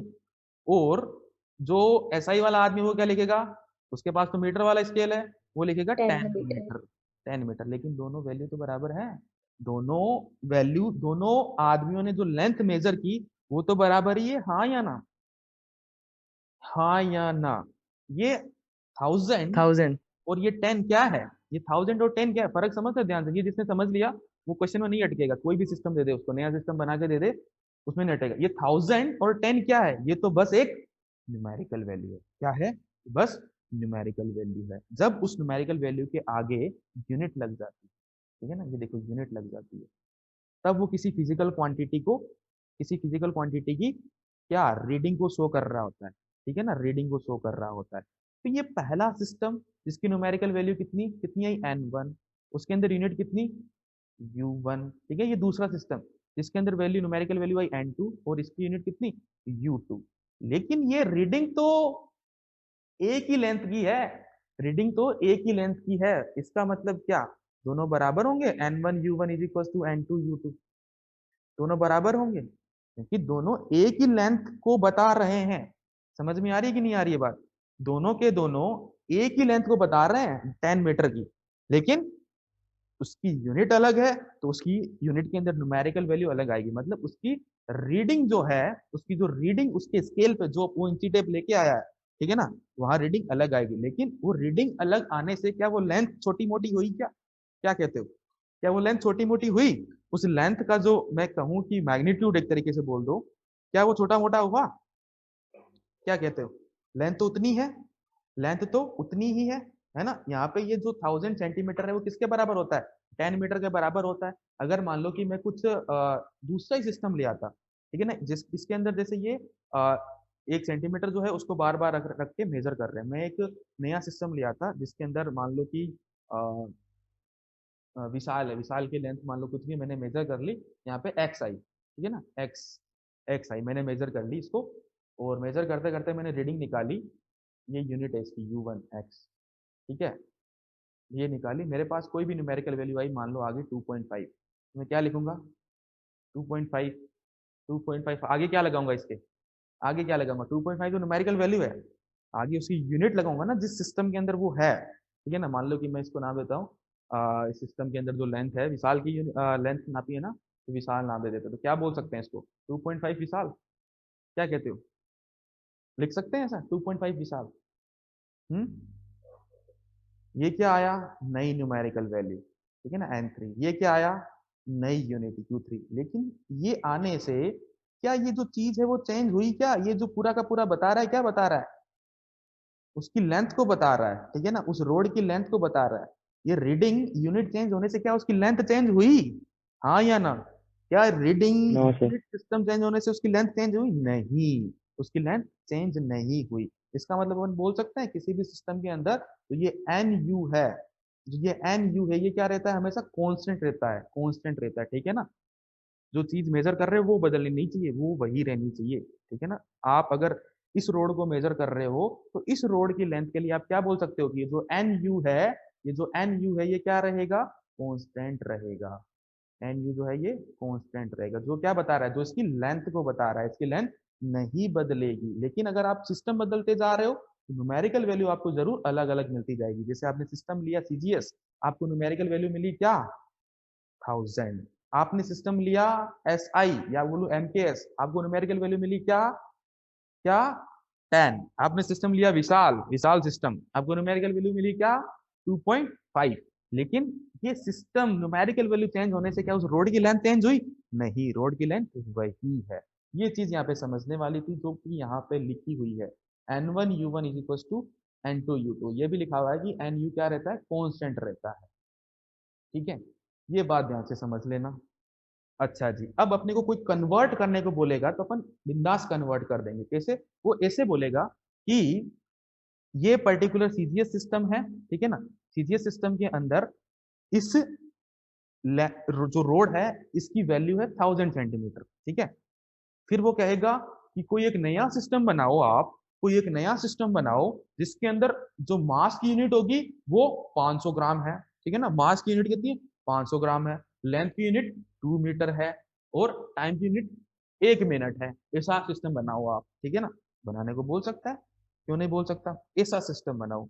अगर आप ऐसा सिस्टम बनाओगे तो उस सिस्टम के अंदर उसकी न्यूमेरिकल वैल्यू कितनी आएगी वो आपसे पूछा जाता है। तो वो उसको कैसे निकाला जाता है, वो इस फॉर्मूले से निकाला जाता है। आपको क्या करना है, n1 u1 is equal to n2 u2। अब यहाँ पे u1 और u2 की जगह अपन क्या डालेंगे, u1 और u2 की जगह अपन क्या डालेंगे, डायमेंशन डालेंगे। क्यों, क्योंकि चाहे ये किसी भी सिस्टम के अंदर हो, लेकिन वो जो फंडामेंटल क्वांटिटी उन पे जो पहले डिपेंड कर रही थी जिस तरीके से, अभी भी वो उस तरीके से ही डिपेंड करेगी। तो मान लो कि आपका किसी भी फंडामेंटल क्वांटिटी का, ठीक है ना, या किसी भी फिजिकल क्वांटिटी का डायमेंशन फॉर्मूला अगर ये है, अगर डायमेंशन फॉर्मूला अगर आपका ये है m की पावर a, l की पावर b, t की पावर c। ठीक है, तो अगर आपको एक यूनिट सिस्टम से दूसरे यूनिट सिस्टम में बदलना है, ठीक है, तो एक सिस्टम जो आपको दिया जाएगा उसकी भी आपको ये फंडामेंटल यूनिट होती है वो किसके अंदर वो आपको गिवन होगी। मान लो कि पहले के अंदर गिवन है कि मास को जो है m1 से मेजर करो, यही जो सेंटीमीटर वगैरह लिखते हैं वही। दूसरे के अंदर एवरेज है, अभी क्वेश्चन करेंगे और क्लियर हो जाएगा। ठीक है, टाइम को कह रहा है कि t1 से मेजर करो, ठीक है, नहीं फंडामेंटल यूनिट है।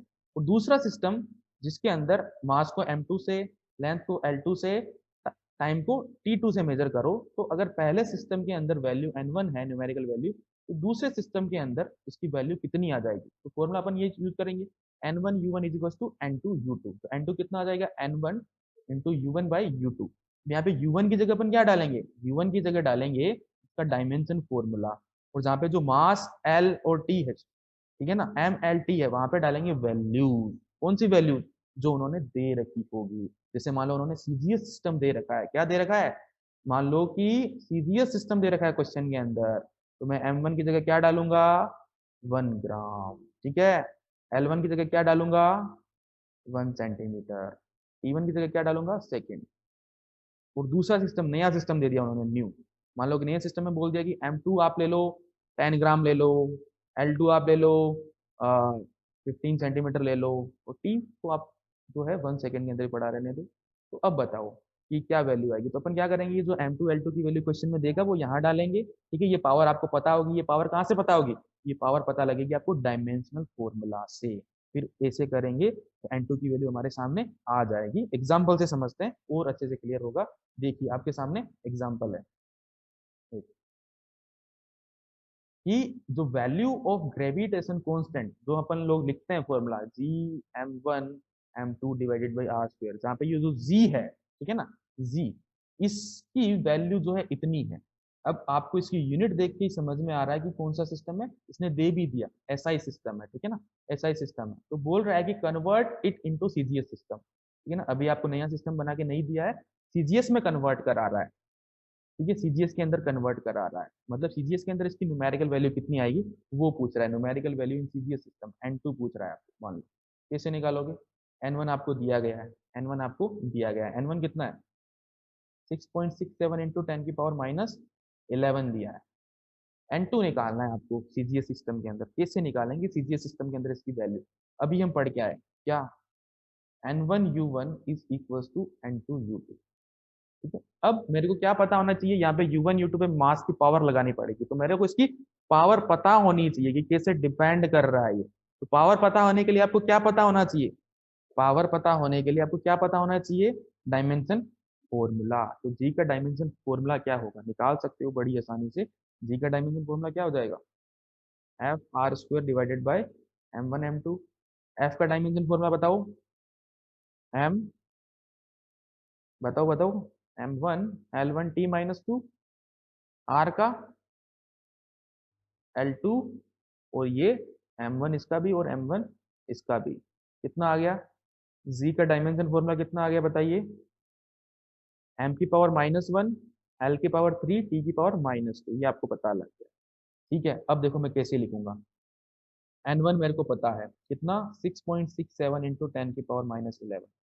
u1 की जगह मैं क्या डालूंगा, m1 की पावर -1, ठीक है, l1 की पावर 3, t1 की पावर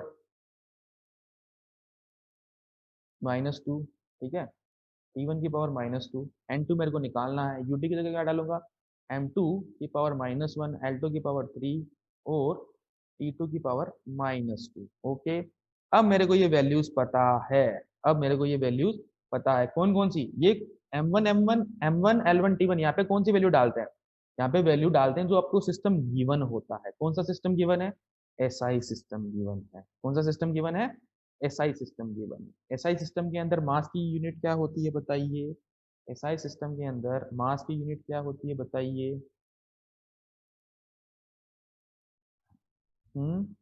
kg। क्या लिखूंगा मैं, kg की पावर माइनस, ठीक है। लेंथ की यूनिट क्या होती है, मीटर, यहाँ क्या लिखूंगा मैं, मीटर। टाइम की यूनिट क्या होती है, सेकेंड, यहाँ क्या लिखूंगा, सेकेंड की पावर -2। इधर आया m2, m2 यहाँ पे m2 l2 t2 किसकी वैल्यू डालेंगे, जो जिस सिस्टम में अपने को पूछा है, जिस सिस्टम में अपने को पूछा है, किस सिस्टम में अपने को पूछा है, सीजीएस के अंदर, सीजीएस के अंदर पूछा, सीजीएस नाम लिख दिया तो आपको पता ही है एम एल किस में होते हैं, ठीक है। लेकिन कोई नया सिस्टम बना के देगा तो आपको एम को किस में लेना है, एल की कितनी वैल्यू लेनी है, टी की कितनी वैल्यू लेनी है बताएगा। अभी मेरे को पता है सीजीएस के अंदर एम कितना होता है, ग्राम, ग्राम, अच्छा जी, लेंथ सेंटीमीटर, टाइम सेकंड ही होता है, ठीक है। अब ये N2 निकालना आपके लिए कोई बड़ा काम नहीं रह गया है।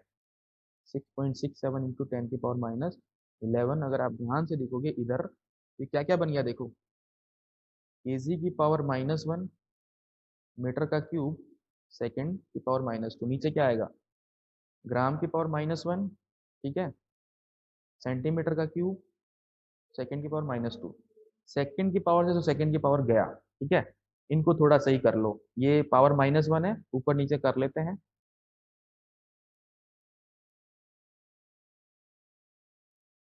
ग्राम ऊपर चला गया, पावर +1 हो जाएगी, मीटर क्यूब सेंटीमीटर क्यूब। अब क्या करोगे, के की जगह क्या लिख दूं, अभी पढ़ के आए प्रीफिक्स, के की जगह क्या लिख दूं, के की जगह क्या लिख दूं बताओ, 1000, 1000, सी की जगह क्या लिख दूं, सी की जगह क्या लिख दूं, हम्म, सी की जगह क्या लिख दूं, 10 की पावर 10 माइनस, की पावर माइनस 10 की पावर -2 लिख देता हूँ, ठीक है। कितना, 6.67 इंटू 10⁻11 ग्राम, नीचे क्या आएगा, के की जगह लिख दिया 10⁻3 ग्राम, इधर क्या था मीटर क्यूब, इधर क्या था सेंटीमीटर क्यूब, तो सेंटी की जगह लिखा मैंने 10⁻2 मीटर, ये पूरे पे क्यूब था, ठीक है। ये आ गया 6.67 इंटू 10⁻11, ग्राम से ग्राम गया, और यहाँ देखोगे तो मीटर क्यूब से मीटर क्यूब चला जाएगा और ये 10⁻6 बन जाएगा, है ना। तो 10⁻3 इंटू 10⁻6 कितना बना, 10⁻3, ऊपर जाके 10⁻3 कितना बन जाएगा, 6.67 इंटू 10⁻11 इंटू 10⁻3, हमारे पास न्यूमेरिकल वैल्यू आ गई 6.67 इंटू 10⁻8। ये किसके अंदर आई, किसके अंदर आई, ये नया सिस्टम बनाता तो बोलता कि नए सिस्टम के अंदर आप मास को क्या लेना है, मास को क्या लेना है, 5 ग्राम लेना है, तो यहाँ पे क्या रखते, 5 ग्राम रखते, या बोलता 10 किलो लेना है तो यहाँ क्या रखते, 10 किलो रखते, ठीक है ना। बोलता लेंथ को 10 मीटर लेना है तो यहाँ क्या रखते, 10 मीटर रखते। इस तरीके से हमारा नए सिस्टम के अंदर उसकी वैल्यू आ जाती, नए सिस्टम के अंदर उसकी वैल्यू आ जाती, ठीक है। अब ये और देखो, ये क्वेश्चन भी आप कर सकते हो,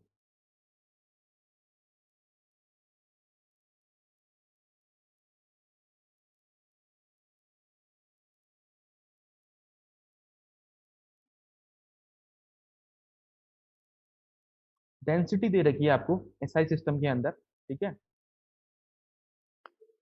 और आपको दूसरे सिस्टम में पूछ लिया, ठीक है ना, दूसरा सिस्टम जिसके अंदर लेंथ को कितना लेना है, 25 सेंटीमीटर, ठीक है, और मास को कितना लेना है, 50 ग्राम। तो उस सिस्टम के अंदर डेंसिटी की क्या वैल्यू आएगी, N2 पूछा है आपका, ठीक है ना। IIT जेई मेंस 2019 का क्वेश्चन है, जेई मेंस 2019 का क्वेश्चन है, देखिए कर सकते हो कि नहीं कर सकते हो बताइए।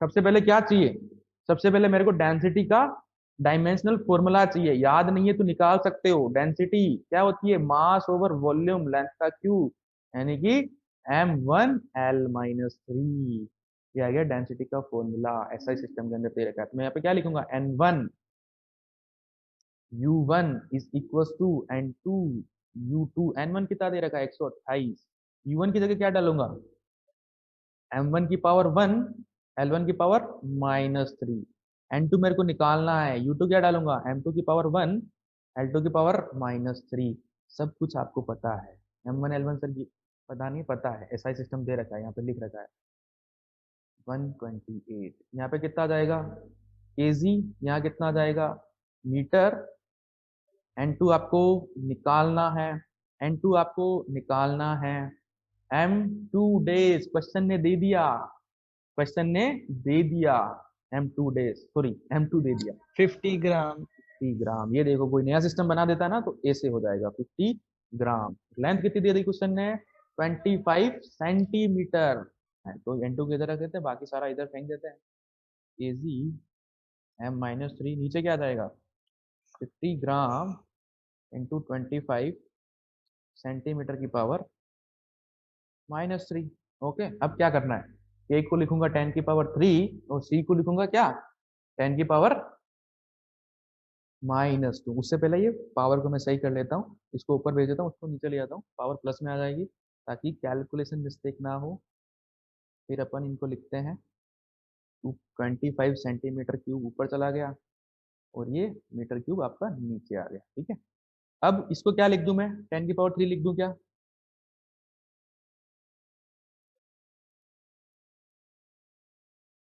128 10 की पावर 3 ग्राम बन गया। नीचे कितना है 50 ग्राम इंटू 25 का क्यूब बाहर आ गया, सेंटीमीटर का क्यूब सेंटी की जगह क्या लिखूंगा 10 की पावर -2 उसका क्यूब यानी कि कितना बाहर आएगा 10 की पावर -6 बाहर आएगा। और क्या बच गया मीटर क्यूब बच गया। नीचे क्या है मीटर क्यूब है, ग्राम से ग्राम गया, मीटर क्यूब से मीटर क्यूब गया, आपके पास सिर्फ वैल्यूज बची है। आप देख सकते हो कितनी आएगी 128 इंटू 25 इंटू 25 इंटू 25 इंटू 10 की पावर -3 डिवाइडेड बाई 50। तो ये 2 से तो इसको काट दिया, ये कितने से चला जाएगा 64 से चला जाएगा और 64 और ये कितना है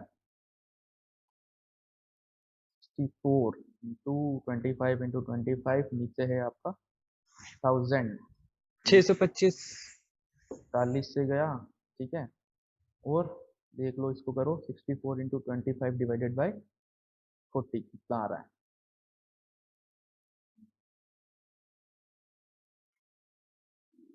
इससे भी जा रहा नहीं है 10 से जा रहा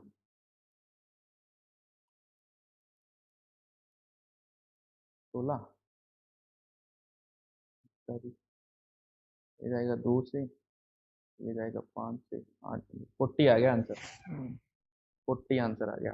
ठीक है, तो इस तरीके से जरूरी नहीं है आपको एमकेएस से किसमें कराएगा सीजीएस में या फिर एफपीएस में, जरूरी नहीं है, नया सिस्टम बना के दे देगा, नया सिस्टम बना के दे देगा। तो नए सिस्टम के अंदर ये वैल्यू आ गई आपकी एन2। ठीक है, दूसरा एप्लीकेशन क्या है, दूसरा एप्लीकेशन है कि आप चेक कर सकते हो कि कोई फॉर्मूला जो है वो डायमेंशनली करेक्ट है कि नहीं है। ठीक है ना, कोई भी आपको फिजिक्स के अंदर आपको फॉर्मूला दे रखा है वो सही है कि नहीं है, ये चीज आप चेक कर सकते हो। ठीक है, कैसे चेक कर सकते हो, इसके अंदर आपको एग्जांपल भी दिया है। एक तरीके से क्वेश्चन है, तो यहाँ पे आप टी की डायमेंशन, एल की डायमेंशन और जी की डायमेंशन डाल के, जी के अंदर किसकी डायमेंशन जाएगी एक्सेलरेशन की। ठीक है, तो जी क्या होता है ग्रेविटेशनल एक्सेलरेशन, एल के अंदर किसकी डायमेंशन जाएगी लेंथ की, और टी के अंदर टाइम पीरियड है, टाइम की डायमेंशन जाएगी। आप चेक कर लेना बराबर आएगा, इस पे ज्यादा क्वेश्चन नहीं आते हैं।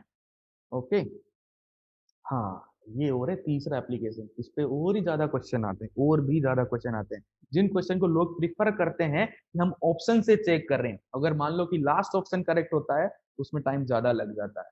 तो वो इसी पे बेस्ड होता है क्वेश्चन, जैसे चेक करते हैं कि इसका डायमेंशन फॉर्मूला किसके सेम होगा, तो वो चेक करते रहते तो गलत मेथड है। ठीक है ना, उसका सही मेथड होगा जो अपन यहाँ पे सीखेंगे, वो सही मेथड होगा क्वेश्चन का, क्वेश्चन को भी कर लेंगे, अभी समझ भी आ जाएगा क्या कहना चाह रहा हूँ मैं, है ना। तो तीसरा एप्लीकेशन है कि आप डायमेंशन एनालिसिस से क्या क्या कर सकते हो। ठीक है ना, तीसरा है जिसके अंदर कि आप कोई भी फिजिकल क्वांटिटीज है उनके बीच में रिलेशन निकाल सकते हो। जैसे कोई आपको बोल दे कि जो फोर्स है वो मास और एक्सेलरेशन पे डिपेंड करता है। ठीक है ना, मान लो कि आपको F = ma वाला फॉर्मूला पता नहीं है, लेकिन आपको उनकी डायमेंशन पता है, किसकी F की डायमेंशन पता है, मास की डायमेंशन पता है, एक्सेलरेशन की डायमेंशन पता है, और आपको ये नहीं पता है कि F = ma होता है। ठीक है, आपको कोई आके बोल दे कि जो फोर्स होता है वो मास और एक्सेलरेशन पे डिपेंड करता है, तो बताओ इसका फॉर्मूला क्या होगा। ठीक है ना, परफेक्ट नहीं आता है लेकिन फॉर्मूला क्या होगा। तो आप क्या करोगे, आप इस मेथड को यूज करके उसका फॉर्मूला बता सकते डायमेंशन हो ना। हाँ, आप इस मेथड का फॉर्मूला यूज करके डायमेंशन बता सकते हो। कैसे, जैसे कि यहाँ पे एक एग्जांपल दिया गया है कि कोई एक फिजिकल क्वांटिटी है x। ठीक है ना, कोई एक फिजिकल क्वांटिटी x जो है वो p पे, एक p एक फिजिकल क्वांटिटी है और q दूसरी फिजिकल क्वांटिटी है, r तीसरी फिजिकल क्वांटिटी है, उस पर क्या कर रही है डिपेंड कर रही है। तो बताओ कि उसका फॉर्मूला किस तरीके का होगा। तो अपन क्या लिखेंगे कि x जो होता है, मान लेते हैं कि p की a पावर पे डिपेंड कर रहा है। ठीक है, दूसरा कह रहा है q पे डिपेंड कर रहा है, मान लेते हैं कि वो q की b पावर पे डिपेंड कर रहा है। तीसरा ये होता है कि मान लो कह रहा है एक्स पे डिपेंड, आर पे डिपेंड कर रहा है, तो आर की सी पावर पे डिपेंड कर रहा है। अभी मेरे को कुछ नहीं पता यहाँ पे, मैं इनको कंबाइन कर दूं तो जो ये एक्स आया मेरा, ये इन पे किस तरीके से डिपेंड कर रहा है, पी की पावर ए, क्यू की पावर बी और आर की पावर सी। और यहाँ पे कॉन्स्टेंट आता था के, प्रपोर्शनल को हटाने के बाद, पी की पावर ए, क्यू की पावर बी, आर की पावर सी। फिर मैं क्या करूंगा, फिर मैं इनके डायमेंशन लिखूंगा, डायमेंशन लिख के मैं इनकी पावर को कंपेयर करूंगा और आंसर आ जाएगा। ऐसे समझ नहीं आएगा। अभी ध्यान से सुनिए, मैंने कहा कि जो फोर्स है वो मास और एक्सेलरेशन पे डिपेंड कर रहा है, ठीक है। आपने फटाफट लिखा force is directly proportional to mass, ठीक है, मास की पावर ए, ठीक है। फिर मैंने कहा एक्सेलरेशन पे भी डिपेंड करता है, हाँ जी, एक्सेलरेशन की पावर बी। अच्छा मैं इसको कैपिटल ले लिख देता हूँ, तो कैपिटल बी लिख देता हूँ, एक्सेलरेशन यूज कर लिया मैंने वहाँ पे इसको लेकर, ठीक है। इन पे ऐसे डिपेंड कर रहा है, ठीक है। इनको कंबाइन किया, मेरे सामने ये बना एम की पावर ए और ए की पावर बी, ठीक बात। अब इसको मैं ऐसे लिख देता हूँ, ए एम की पावर ए की पावर बी। जनरली ए आपको वन ही मानना होता है। अब मेरे को फॉर्मूला बनाना है। अभी देखो यहाँ पे मैं श्योर नहीं हूँ एम और ए पे कैसे डिपेंड कर रहा है, ठीक है ना, एम और ए पे कैसे डिपेंड कर रहा है। बी की वैल्यू -1 हो गई मान लो, ए की वैल्यू 1 हो गई, तो फॉर्मूला बन जाएगा एम बाई ए, फॉर्मूला बन जाएगा एम बाई ए।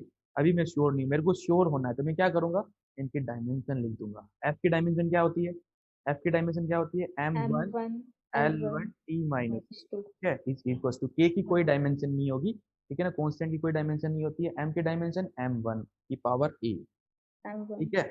और जो एक्सेलरेशन होता है इसकी डायमेंशन क्या होती है, l t माइनस टू की पावर L1 b, T -2 ठीक है। अब इन सबको कंबाइन कर दो, कंबाइन कर दो तो सामने क्या बनेगा, m की power a, M1 A l की पावर b, e की पावर -2b, e की पावर -2b। minus अब ये दोनों बराबर है, यानी कि दोनों दोनों साइड क्या आ रहा है, एम आ रहा है, एल आ रहा है, टी आ रहा है, तो इनकी पावर भी बराबर होनी चाहिए। क्या होनी चाहिए, पावर भी बराबर होनी चाहिए।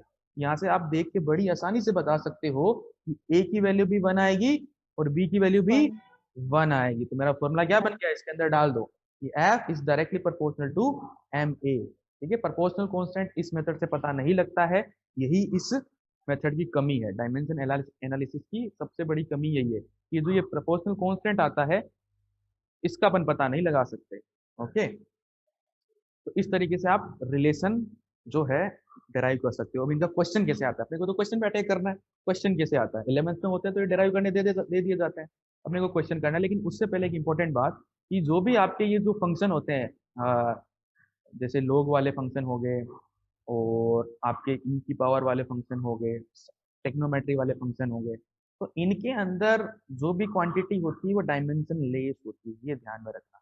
जैसे कि मैंने लिखा, मान लो कि एक ऐसे लिख दिया साइन एक्स वाई, ठीक है, साइन एक्स वाई। तो साइन के अंदर जो भी ये आया ना, ये एंगल आया, ठीक है, ये क्या होता है, डायमेंशन लेस होता है, डायमेंशन लेस होता है। तो इसका मतलब ये नहीं है ये पूरा डायमेंशन लेस होगा, इसका मतलब ये नहीं है कि एक्स भी डायमेंशन लेस होगा और वाई भी डायमेंशन लेस होगा, इसका कतई मतलब ये नहीं है। लेकिन इन दोनों का मल्टीप्लीकेशन क्या होगा, डायमेंशन लेस होगा।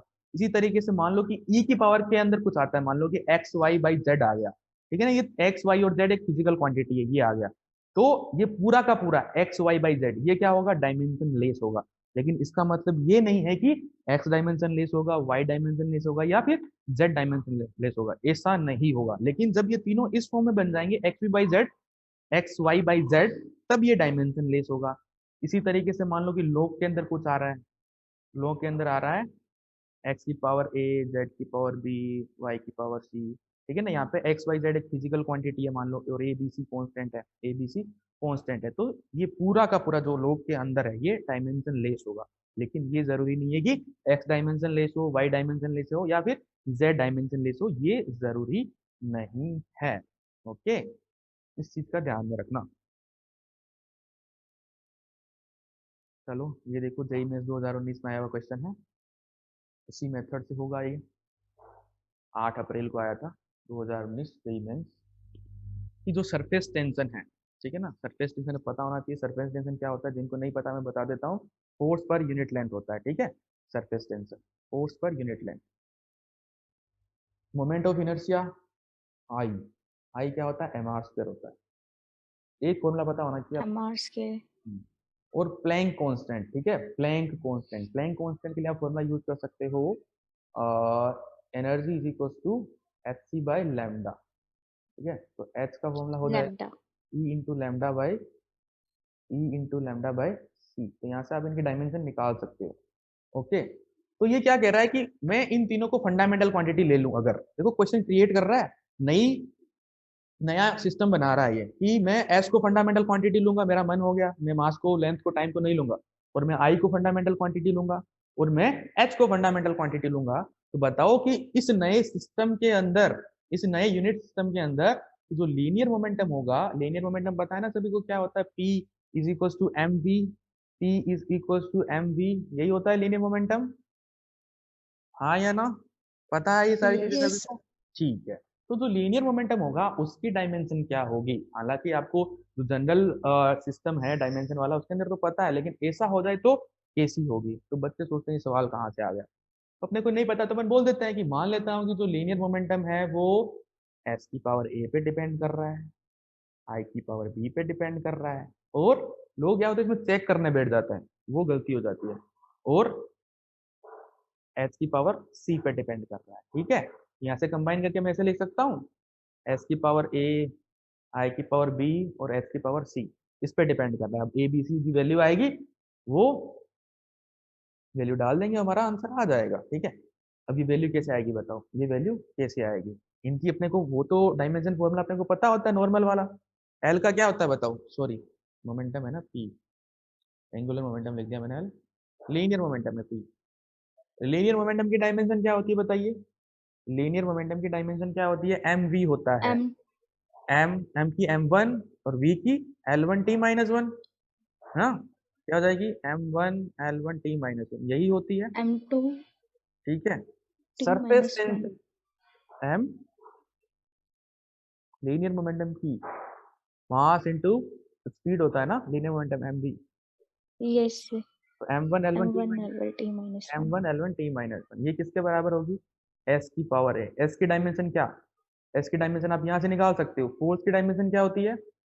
M one L one M1 minus two divided T by ये क्या है? minus length 1 L one, L से एल गया, यानी कि M one L zero T minus two की पावर ए। ठीक है, आई की क्या हो जाएगी? आई की क्या हो जाएगी बताइए? आई की क्या हो जाएगी? ये क्या है? मास, यानी कि एम, M1 ये क्या है? आर, डिस्टेंस, रेडियस होती है, रेडियस और and distance, length L2 L two, M1 L2 M one L two की पावर बी। एच की डायमेंशन क्या हो जाएगी? ये जो लैम्डा होता है ये एक तरीके से लेंथ होता है। ठीक है, बाकी सब आपको पता है। एच की डायमेंशन क्या हो जाएगी? एनर्जी की डायमेंशन क्या होती है? एनर्जी की dimension M one L ml square M L two T minus two. ठीक है ना, ये याद होने चाहिए, याद कर लेना, फटाफट लिख लोगे जिनको नहीं याद है। और जो ये लैम्डा होता है ये क्या बताता है? Wave length. ठीक है ना, डिस्टेंस बताता है, ये लेंथ बताता है। इसकी क्या हो जाएगी? L one. सी क्या L1 है? ये एक स्पीड है, स्पीड की क्या होती है? L one t minus one. L1 T तो minus यहाँ 1 से एच की क्या बन गई डायमेंशन? अगर ध्यान से देखो तो एम वन, एल कितना बना? टू, टी कितना बना? माइनस। यही बनी क्या? यही बनी क्या? देख लो, सही है? डाल दूं? हम्म, सही है? कोई yes कैलकुलेशन हो इस पे को तो बता देना मेरे को। पावर सी। अब क्या करेंगे? अब अगला स्टेप क्या है? अगला स्टेप है इसको इधर पड़ा रहने दो, एम की पावर को कंबाइन कर दो इसके अंदर। जैसे एम की पावर कितनी है? इधर से ए, इधर से plus B, A plus B plus इधर C सी। एल की पावर को कंबाइन कर दो, एल की पावर कितनी है? जीरो। इधर कितनी है? टू बी, इधर कितनी है? Two C. 2B plus 2C two B plus two C. T की पावर इधर से 2C कितनी आएगी? माइनस की टू है। 2A minus C टू ए, इधर से कितनी आएगी? जीरो। 2A इधर minus से C कितनी आएगी? C. Minus two A minus C, two A minus C नहीं, minus two A minus C. ठीक है, minus two A minus C. yes okay, अब क्या करना है? अब बस कंपेयर करना है। अब बस कंपेयर करना है। जैसे ए प्लस बी प्लस सी क्या हो जाएगा? वन हो जाएगा। टू बी प्लस टू सी 1 क्या हो जाएगा? ये भी वन हो जाएगा। माइनस का टू ए 1 माइनस का सी क्या हो जाएगा? ये हो जाएगा आपका माइनस का, minus 1 ये हो जाएगा माइनस का वन। अब क्या करना है? इसमें तो आप उस्ताद हो, है ना, छठी क्लास से करते आ रहे हो। ये तो छठी क्लास से करते आ रहे हो।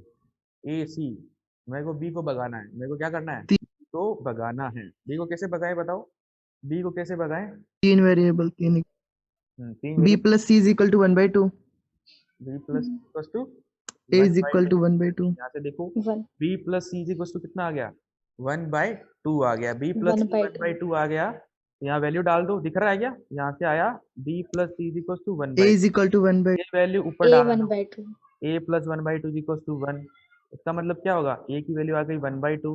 अब a की वैल्यू 1 by 2 आ गई तो a की वैल्यू यहाँ डालो, देखे 1 by 2 यानी कि यहाँ बनेगा -1 माइनस सी इक्वल टू -1। सी की वैल्यू कितनी आ गई 0 आ -1 गई, सी 2. की वैल्यू 0 0 आ गई। 0. सी की वैल्यू 0 है मतलब b कितना हो जाएगा यहाँ से 1 by 2। 1 by 2 1 by 2. आंसर आपके सामने है, कौन सा बताइए। C option. C option, S की पावर 1 by 2, आई की पावर 1 by 2, एच की पावर 0। अगर चेक करने जाओगे तो पहले दो क्वेश्चन में जितना यहाँ पे टाइम लगाना है अपने को, वो टाइम आपको पहले ऑप्शन में ही लग जाएगा, ठीक है ना। तो तीसरे तक तो कहाँ पहुंचोगे। ठीक, बस कैलकुलेशन सही से करनी है, ठीक है ना। मेथड ज्यादा नहीं है इसके अंदर, एक N1 V1 वाला है और एक ये है, यहीं से क्वेश्चन आएगा इस चैप्टर से, यूनिट एंड डायमेंशन। कैलकुलेशन आपको ध्यान से करनी है और कोई एक फॉर्मूला आपको पता होना चाहिए, काम हो जाएगा आपका। ओके, चलिए एक और है, ये आपके लिए होमवर्क है, ठीक है ना। सेम ऐसे ही है, स्पीड दे रखी है v, acceleration a, force v, ठीक है ना। इनको अगर मैं फंडामेंटल यूनिट की तरह कंसीडर करूं तो बोल रहा है कि यंग मॉडुलस का डायमेंशन क्या होगा।